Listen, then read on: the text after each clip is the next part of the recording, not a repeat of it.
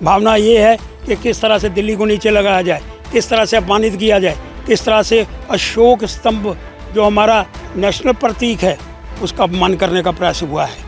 इसलिए हम उसका विरोध कर रहे हैं। मांग बड़ी सीधी है जी, हिंदुस्तान का प्रतीक अशोक स्तंभ हजरत बल के अंदर उसको तोड़ दिया गया, और तोड़ने का मतलब बड़ा स्पष्ट था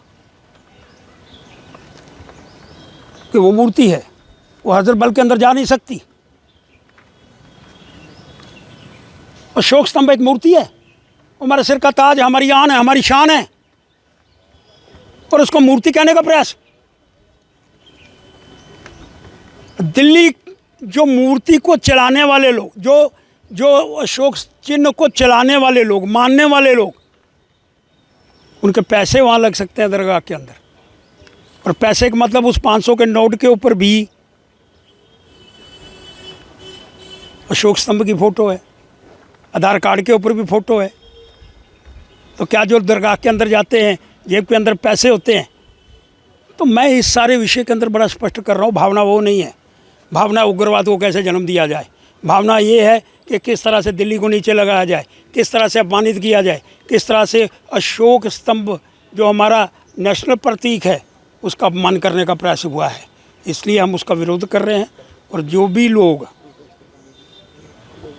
इसके निभावे हैं उनको पकड़ो, जेलों के अंदर बंद करो, पब्लिक सेफ्टी एक्ट में गिरफ्तार करो। मतलब दिल्ली वालों को पैसा लग सकता है, मैं बात नहीं समझ आई। दिल्ली का पैसा उस दरगाह पर लग सकता है, उसकी रेनोवेशन हो सकती है, उसको बढ़िया बनाया जा सकता है, लेकिन स्तंभ की फ़ोटो, अशोक चिन्ह की फ़ोटो वहाँ नहीं लगा सकती। ये दो बातें किस तरह से हम कहने का प्रयास कर रहे हैं? ये सरासर बदतमीज़ी है, ये नेशनलिटी संविधान के विरोध के अंदर है।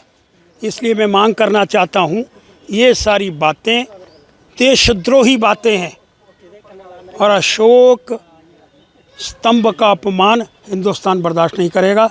और जो भी लोग इसके अंदर इन्वॉल्व हैं उनको पकड़ो, जेलों के अंदर बंद करो, पब्लिक सेफ्टी एक्ट में गिरफ्तार करो।